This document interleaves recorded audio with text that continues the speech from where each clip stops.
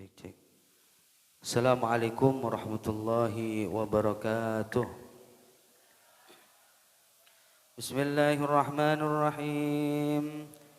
Nawaitu ta'alluma wa ta'lima wa tadhakkura wa tadhkira wan naf'a wal intifa'a wal ifadata wal istifada والحث على التمسك بكتاب الله وسنة رسوله صلى الله عليه وسلم والدعاء إلى الهدى والدلالة على الخير ابتغاء مرضاته وقربه وثوابه وحسن الخاتمة مع اللطف والعافية وصلاح العاقبة إلى حضرة النبي محمد صلى الله عليه وسلم عبد الله بن الدرس لا رسول الله صلى الله عليه وسلم الحمد لله المسلمين الدكتور سيدنا ورحمة الله وفضل الله على درجات الجنة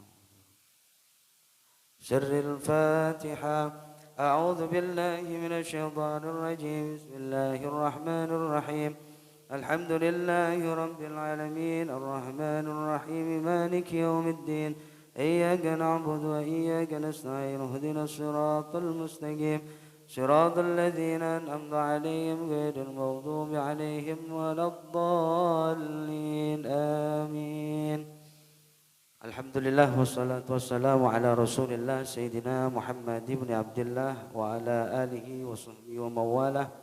ولا حول ولا قوة إلا بالله أما بعد سبحانك لا علم لنا إلا ما علمتنا إنك أنت العليم الحكيم رب اشرح لي صدري ويسر لي أمري واحلل عقدة من لساني يفقهوا قولي آمين يا رب العالمين. Bapak Ibu jamaah salat subuh Masjid Al-Mubarak yang dimuliakan Allah Subhanahu wa taala.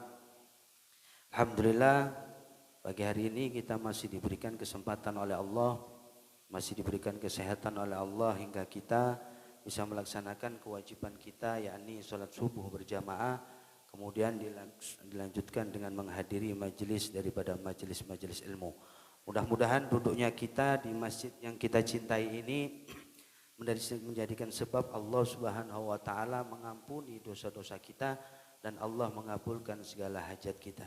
Amin ya rabbal alamin. Hadirin Bapak Ibu yang dimuliakan Allah, di antara keutamaan orang-orang menghadiri majelis ilmu itu, Sayyidina Luqman Al-Hakim pernah berwasiat kepada anaknya, alaikum bimujalasatil ulama. Kata Luqman Al-Hakim kepada anaknya, wahai anakku, senantiasalah kalian bimujalasatil ulama, yaitu kumpul-kumpul atau menghadiri daripada majelis-majelisnya para ulama. Sebab nopo wasma' kalamal hukama, dan juga dengarkan daripada untaian kata daripada orang-orang ahlul hikmah. Sebab fa innallah yuhyil qulubal mauta binuril hikmah. Allah Subhanahu wa taala itu menghidupkan hati-hati yang mati ini dengan yuhyil qulubal mauta binuril hikmah, dengan cahaya hikmah, yaitu ilmu. Kama yuhyil ardha mauta bima'il matar law anna thawaba mujalasati laktatalu alaihi hatta kulli dhi imaratin imaratah wa anna lidhi sukin suko. Kemudian beliau melanjutkan daripada maqalah Luqman Al-Hakim, sesungguhnya Allah menghidupkan hati orang-orang yang mati ini sebagaimana bumi. Jika terkena air hujan, maka bumi yang tandus ini akan menjadi subur. Dan seandainya kulolan panjenengan ini tahu Pak, daripada keutamaan orang-orang yang menghadiri majelis-majelis ilmu ini, ya, annafi sukin sukahu laktatalu. Kata Luqman Al-Hakim, seandainya orang-orang yang punya toko di pasar-pasar niku, maka apa? Mereka akan berebut menutup tokonya untuk dia bersegera hadir di dalam majelis-majelis ilmu. Oleh sebab itu pantas Rasul mengatakan, man salaka tariqan yaltamisu fihi ilman sahalallahu lahu tariqan ilal jannah. Siapa orang yang menempuh satu jalan untuk menuju majelis-majelis ilmu, maka Allah akan permudah nanti jalannya menuju surga Allah Subhanahu wa taala. Maka ini merupakan satu keistimewaan bagi kita khususnya umat Nabi Muhammad, bahwasannya kemuliaan yang agung dengan duduknya kita di majelis-majelis ilmu saja, insya Allah ini menjadi sebab kulolan panjenengan ini bisa masuk surga dengan mudah. Amin Allahumma amin. Hadirin yang dimuliakan Allah Subhanahu wa taala, melanjutkan kajian kitab Durusur Ramadhaniyah li Ummah Muhammadiyah, kita sampai pada awwaluma furitus siyam fil Islam. Qala al-muallif rahimallahu ta'ala wa nafa'ana bihi wa bi'ulumi fid dharaini amin. Rawat as-sayyidatu Aisyah radhiyallahu anha qalat kana Rasulullah sallallahu alaihi wasallam qad amara bisiyami yauma asyura falamma furida ramadan kana man syaa shama wa man syaa aftar, rawahul Bukhari wa Muslim. Diriwayatkan satu hadis daripada Sayyidah Aisyah radhiyallahu an, Siti Aisyah, istri tercinta Rasulullah Muhammad sallallahu alaihi wasallam. Beliau mengatakan karena dulu Rasulullah sallallahu alaihi wasallam ini memerintahkan atau mewajibkan daripada sahabat-sahabatnya untuk puasa pada hari Asyura. Kemudian falamma furidha Ramadan kana man syaa shoma wa man syaa aftar. Maka tatkala Allah Subhanahu wa taala mewajibkan puasa di bulan Ramadan, maka apa? Siapa orang yang hendak dia puasa Asyura, silahkan, yang tidak puasa juga silahkan. Oleh sebab itu dikatakan dalam ayat Al-Qur'an surat Al-Baqarah, ya ayyuhalladzina amanu kutiba alaikumusiyam kama kutiba alal ladzina min qablikum la'allakum tattaqun. Nah ini menjadi landasan bahwasannya kewajiban puasa Ramadan diwajibkan atas kalian semua, wahai orang-orang yang beriman. Berarti nopo? Yang tidak beriman tidak dipanggil hai. Nah, kan gitu. Berarti nopo kulolan panjenengan ini alhamdulillah yang mau puasa itu nopo dipanggil oleh Allah orang beriman. Sebab nopo puasa ini di dalam usul fiqh itu sudah maklum minal ladzi bid darurah, yang mana tidak ada perselisihan daripada ulama bahwasannya puasa Ramadan itu adalah hukumnya wajib. Fatarikuhu kufrun. Maka apa? Yang meninggalkan dengan sengaja hukumnya apa? Kafir. Nah ini maklum bid doruri. Ini yang dinamakan apa itu, tidak ada perselisihan dari ulama tentang kewajiban puasa bulan Ramadan. Dan di dalam ayat surat Al-Baqarah ayat 184 ini menunjukkan bahwasannya puasa bulan Ramadan ini juga diwajibkan kepada umat-umat terdahulu, sebagaimana yang kita terangkan pada pertemuan-pertemuan yang lalu, bahwasannya di antara ulama ini khilaf. Kita semua umat Nabi Muhammad diwajibkan untuk puasa bulan Ramadan. Umat-umat terdahulu ternyata kalau menurut ayat ini juga diwajibkan. Cuman ulama beda pendapat, Pak. Yang muktamad, yang paling kuat adalah keistimewaan dan kekhususan Ramadan ini memang khusus untuk umat Nabi Muhammad. Ini muktamad. Yang kedua, kita lihat umat-umat bangsa Yahudi. Mereka juga dulu diwajibkan awalnya. Tapi apa? Mereka mengubah hukum puasa Ramadan ini hanya menjadi setahun satu kali. Yaitu ketika pada 10 Muharram. Kenapa? Ketika mereka ditanya, karena pada hari itu adalah diselamatkannya Nabi Allah Musa alaihissalam dari kejaran Fir'aun. Kemudian yang kedua, umat Nasrani juga diwajibkan. Cuman apa, mereka ini merubah waktu dan durasi serta jumlah bilangan harinya dalam puasa Ramadan. Yang awalnya 30, kemudian ditambah 10 jadi 40. Kemudian apa? Karena raja-raja mereka ini sakit, kemudian bernazar, kalau saya sembuh maka puasa akan saya tambah 7 hari atau seminggu menjadi 47 hari. Begitu rajanya sembuh, umatnya semua disuruh puasa 47 hari. Kemudian rajanya meninggal, ganti raja lagi, nanggung nek petang puluh pitu, ditambahin apa? Ditambahi telu jadi 50 hari. Makanya apa? Allah katakan dalam ayat Al-Quran, ittakhadu akhbarahum wa ruhbanahum arbabam min dunillah. Kata Allah apa? Mereka ini menjadikan akhbarahum, raja-raja mereka, pimpinan-pimpinan mereka, wa ruhbanahum, dan rahib-rahib mereka, pendeta-pendeta mereka, arbaban, sebagai Tuhan min dunillah, selain Allah Subhanahu wa ta'ala. Tapi kita umat baginda Rasul Muhammad SAW malah diantara sibtu Rasulillah, anak cucu Rasulullah SAW, tidak milih-milih.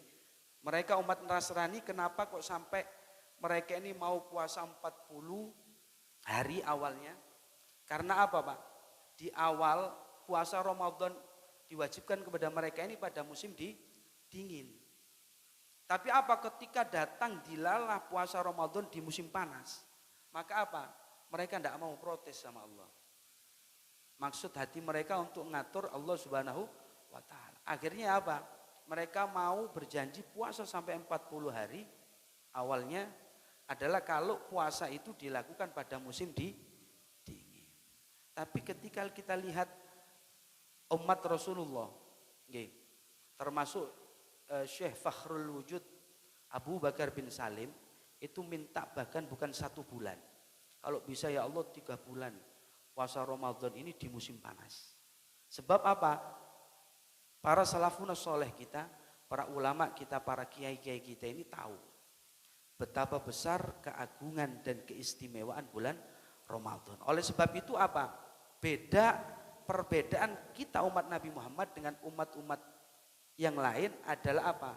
Benar mereka dikasih bulan Ramadan, tapi keistimewaannya beda.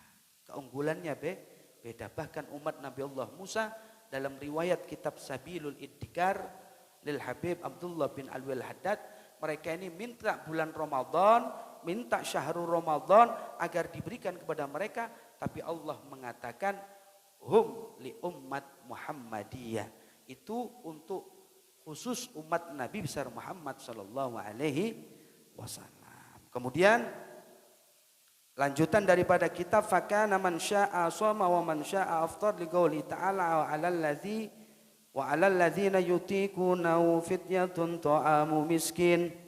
Wa qala aidan syahru ramadhan alladzi unzila fihi al-Qur'an hudan lin-nasi wa bayyinatin minal huda wal furqan faman syahida minkumusy syahra falyasum.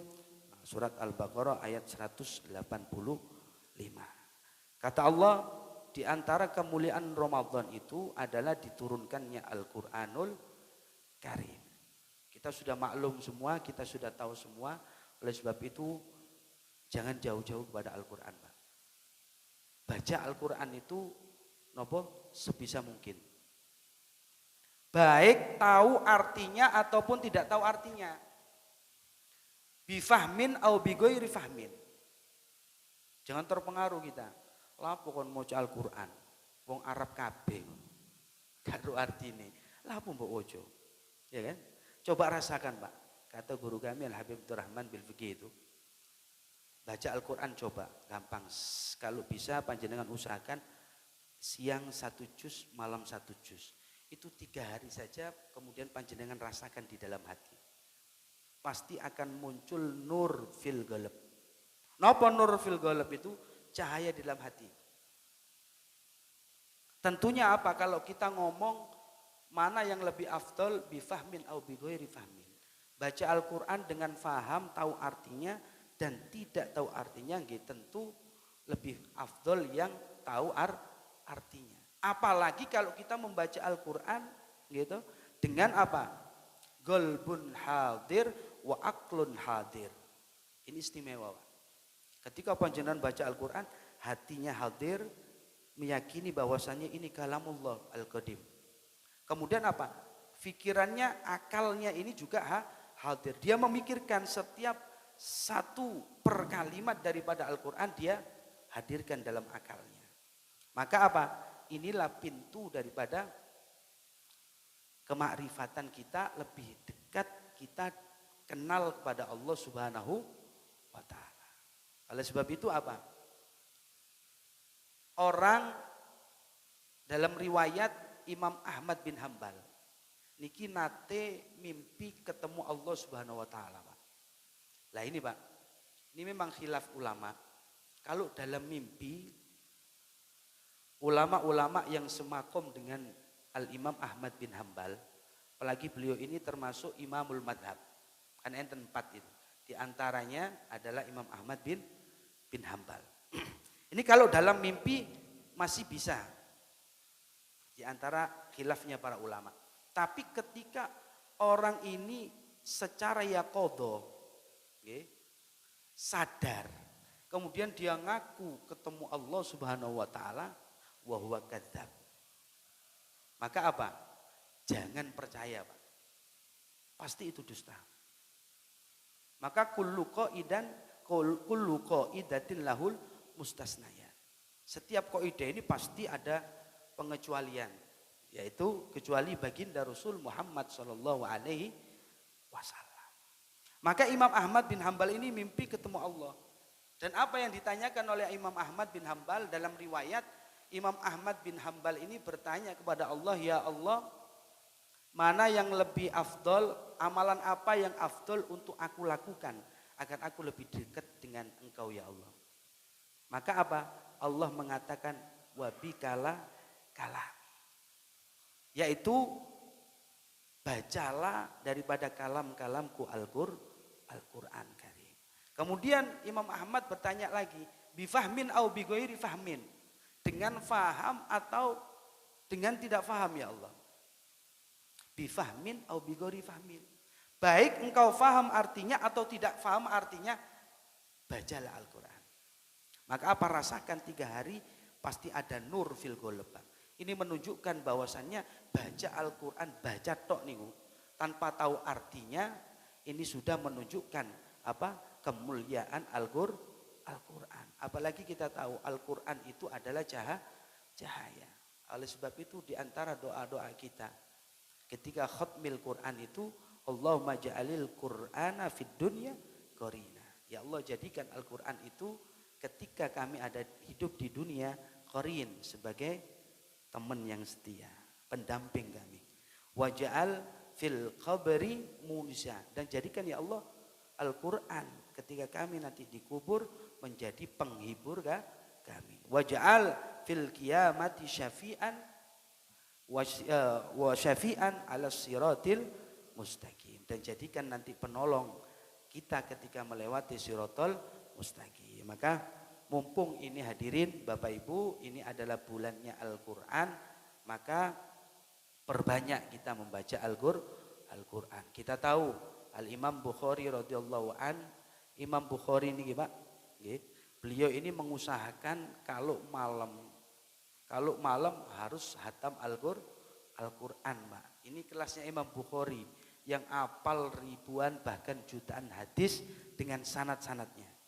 Bahkan Al-Imam Malik radhiyallahu an, gurunya Imam Syafi'i, ketika datang bulan Ramadan, maka apa? Majelis-majelis beliau ini diliburkan. Tawakufan, yaitu berhenti sementara, nanti dilanjutkan setelah Ramadan. Untuk apa? Untuk lebih fokus kepada Al-Quran. Nah ini, karena apa? Mereka ini tahu keutamaan dan keistimewaan Al-Quran. Kita tahu sendiri Imam Syafi'i siang 1 kali hataman, Dan malam juga 1 kali hataman 30 juz. Sanes juz 30 tok. Kul huwailek. Lah nih, makanya dan di antara yang ini ada yang riwayat istimewa juga, Pak. Ada As-Sayyid Abdurrahman As-Segaf. Faqihul Muqaddam Tsani. Beliau ini bahkan kalau siang hari itu 4 kali hataman, malamnya 4 kali hataman. Coba bayangkan panjenengan. Siang hari 4 hataman, malam 4 kali hataman. Nek cara kula lan panjenengan kapan turune? Kan kapan turune? 4 siang, 4 malam. Bahkan di antara Sibtu Rasulillah itu ketika mereka itu Jamalul Lail, As-Sayyid Jamalul Lail. Beliau itu ketika baca Al-Qur'an merasakan di antara sela-sela giginya itu rasa manis seperti madu. Kalau bulan Ramadan, beliau tidak berani baca Al-Qur'an ketika siang hari, Pak. Takut batal. Tapi kalau bulan Ramadan, beliau malam harinya baca. Begitu sudah dikumandamkan adzan maghrib, sudah beliau mulai membaca Al-Quran. Sampai-sampai makanan buka itu yang disiapkan oleh istrinya. Ini Mas silakan makan. Gitu. Ini sampai dengan tidak terasanya. Makanan untuk berbuka puasa sampai sahur tidak kemakan. Saking asyiknya membaca Al-Quran. Maka ditegur oleh istrinya. Wahai suamiku, kenapa engkau tidak makan makanan buka yang aku siapkan? Nek cara wong wedok sakniki kon gak seneng masakanku. Kan ngoten. Wis meneh gak tak masakno kan ngoten. Ajur jum. Gitu. Lah ini apa? Jawabannya beliau apa? Sayyid Jamalul Lail itu. Sampai jawabannya begini. Mohon maaf istriku, saya saking asyiknya, saking kenyangnya dengan bacaan Al-Quran yang aku baca. Sebab nopo? Tiang kena madu terus, Pak. Tiang kena madu, tok nang kuat, Pak. Ini sampai subuh tidak terasa, Pak. Karena manisnya, lezatnya ketika dia membaca Al-Quran. Lah minimal kula lan panjenengan bagi orang awam ini bagaimana? Wis pokoknya diwoco. Pokoknya diwoco. Faham boten faham tetap oleh pahala. Itu keistimewaan Al-Quran. Hadirin yang dimuliakan Allah Subhanahu wa taala, kita masuk sedikit pada fadail syahrul Ramadan. An Abi Hurairah radhiyallahu anhu qala Rasul sallallahu alaihi wasallam man shoma ramadhana imanan wa ihtisaban ghufira lahu ma taqaddama min dzambi wa man qama ramadhan ghufira lahu ma taqaddama min dzambi wa man qama lailatal qadri ghufira lahu ma taqaddama min dzambi rawahul Bukhari wa Muslim wa zada an-Nasa'i fi riwayatihi wa ma ta'akhkhar wa qad akhrajaha al-imaman Ahmad wa Malik. Hadirin yang dimuliakan Allah, di antara keutamaan bulan Ramadan adalah diriwayatkan dari sahabat Abu Hurairah radhiyallahu an, beliau mengatakan siapa orang yang berpuasa bulan Ramadan imanan karena yakin, karena iman benar-benar kepada Allah, wahtisaban dan mengharap pahala hanya karena Allah. Bukan ada tendensi yang lain, mungkin dia puasa kepingin dipuji, wah kamu adalah orang yang ahli ibadah misal, ya, orang yang alim, orang yang dan lain sebagainya, tidak, tapi ihtisab, mengharap hanya pahala kepada Allah, maka ghufira lahu ma taqaddama min dzambi. Wa man qama Ramadan, dan juga orang yang qoma ini arti katanya aslinya adalah menegakkan. Artinya nopo? Menegakkan malam daripada bulan Ramadan. Maka apa? Allah akan mengampuni dosa-dosanya yang telah lalu. Bahkan dalam riwayat An-Nasa'i bukan hanya dosa yang telah lalu tapi dosa yang akan datang. Lah ulama mengartikan di antara qoma Ramadan itu orang yang menegakkan daripada malam-malam Ramadan adalah orang yang mau mengerjakan sholat tarawih. Sebab nopo? Sholat tarawih mboten enten di luar bulan Ramadan mboten wonten, Pak. Nek wonten tiang di luar bulan Ramadan kon sholat opo sampai 20 rakaat. Sholat tarawih, wah periksano Pak itu. Sebab no, adanya bulan Ramadan. Maka kesempatan Pak. Jenengan mau terawih berapa terserah. Saya kasih gambaran. Kalau di tempat salafun soleh kita, mbah-mbahnya Wali Songo itu di Tarim Hadramut, ya. Di sana itu bukan hanya 20 rakaat. Bukan hanya 40 rakaat, bahkan sampai puluhan rakaat. Sebab nopo? Di Tarim sangat mudah. Begitu kumandang asa isya awal itu di Masjid Ba'alwi. Pertama Masjid Asgaf. Itu dikumandangkan sholat isya berjamaah, kemudian taraweh 20 rakaat plus 3 witir. Kemudian apa? Selesai itu di Masjid Ba'alwi qomat Pak untuk sholat taraweh. Orang-orang yang senang mencari qiyamul lail, mulai ini bukan qiyamul lail itu tahajud tok Pak. Mereka akan pindah ke Masjid Ba'alwi, sholat lagi 20 rakaat plus 3 witir. Kemudian selesai sholat di Ba'alwi, pindah lagi Al-Muhdhar, Masjid Al-Muhdhar, di komat lagi, kumandangkan komat, sholat lagi mereka yang kepingin qiyamul lail, pindah lagi Pak. Dan seterusnya sampai sepertiga malam. Makanya Habib Salim bin Abdullah Syatiri itu beliau setiap Ramadan witirnya bukan hanya di 3, bahkan lebih. Ini khusus Ramadan. Kalau di sana gampang Pak. Nek teng Jawa Pak, terutama Kebon Sikep, coba ben lebih dari 20. Rodok suwe digeremengi Pak nggih. Lah ini menunjukkan bahwasannya qiyamul lail kita untuk menapaki daripada dosa-dosa agar diampuni, dosa yang lalu dan yang akan datang ini sangat jauh Pak. Artinya nopo? Kita qiyamul lail kita kadang 9 naik, saiki nopo? Ribut masalah witir. Lu jarine Rasulullah nek witir ndak tahu dipisah loro ambek siji. Jenenge witir lak ganjil kan. Nek loro gak ganjil. Kan ngoten. Marono siji. Ayo, yo napa panjenengan?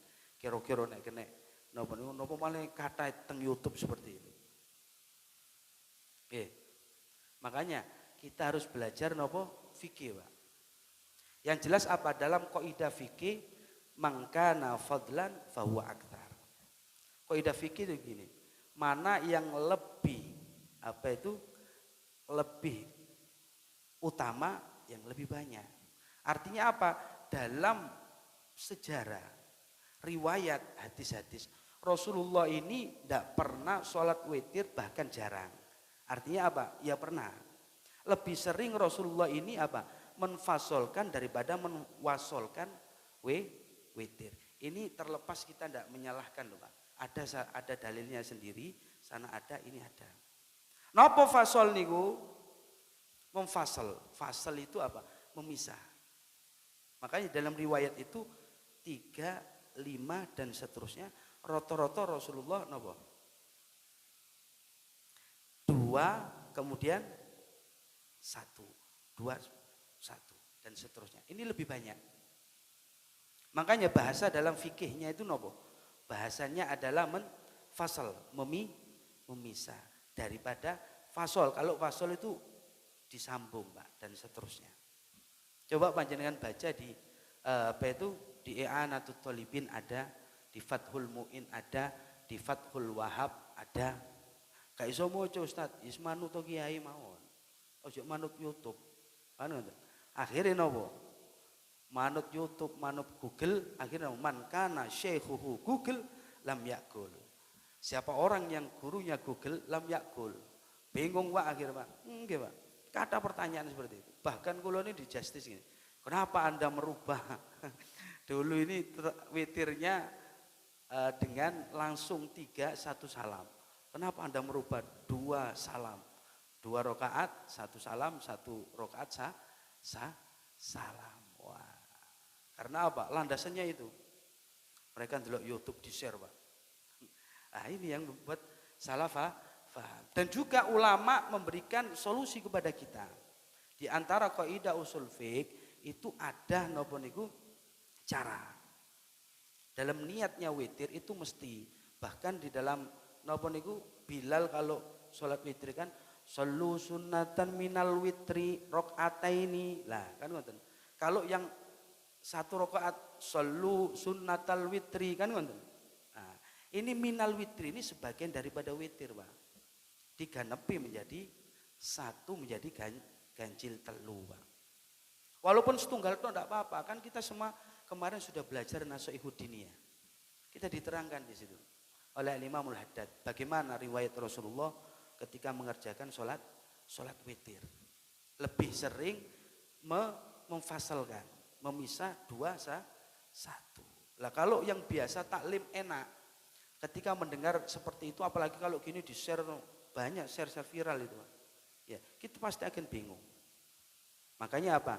Tetap berpegang teguh, ya kan, yang diajarkan oleh ulama-ulama kita itu sudah, jangan diragukan lagi, jangan disyakkan lagi. Tinggal kulolan panjenengan gelem sholat witir mbek tarawih apa ndak kan. Saiki gue geger gak tarawih nang warkop Pak mari ngono. Lah niki lho sing gare gemes Pak nggih. Wa makna iman at-tasdiqan wa ihtisaban wallahu a'lam bisawab. Mudah-mudahan keterangan yang sedikit ini menjadikan keterangan yang manfaat, barokah fiddin wa dunya wal akhirah. Mungkin ada pertanyaan, monggo. Insyaallah kita lanjutkan pada pertemuan Sabtu akan datang. Mari kita tutup dengan doa kalau tidak ada pertanyaan. Allahumma shalli ala sayyidina Muhammad wa ala sayyidina Muhammad. Alhamdulillahirabbil alamin. Allahumma anfa'na bima 'allamtana wa 'allimna bima yanfa'una warzuqna ilman nafi'a. Allahumma arzuqna fahman nabiyyin wa hifdzal mursalin wa ilhamal malaikatil muqarrabin. Allahumma iftah 'alaina futuhal 'arifin, futuhal mubin, futuhal mutlaq bi jahi sayyidil mursalin. Allahumma ij'alna minal ulama'il 'amilin الراسخين في العلم واليقين وافتح علينا فتوى العارفين. اللهم اجعلنا تلاميذنا وذريتنا واهلنا من اهل العلم واهل الخير ومن اهل لا اله الا الله محمد رسول الله صلى الله عليه وسلم. اللهم اجعل جمعنا هذا يا الله جمعا مرحوما وتفرقنا من بعده تفرقا معصوما ولا تجعل فينا ولا معنا شكيا ولا محروما. ربنا آتنا في الدنيا حسنة وفي الآخرة حسنة وقنا عذاب النار. وصلى الله اللهم بارك لنا في رمضان وبارك لنا في رمضان وإنا على الصيام والقيام وتلاوة القرآن. وصلى الله على سيدنا محمد والحمد لله رب العالمين. الفاتحة. الحمد لله رب العالمين.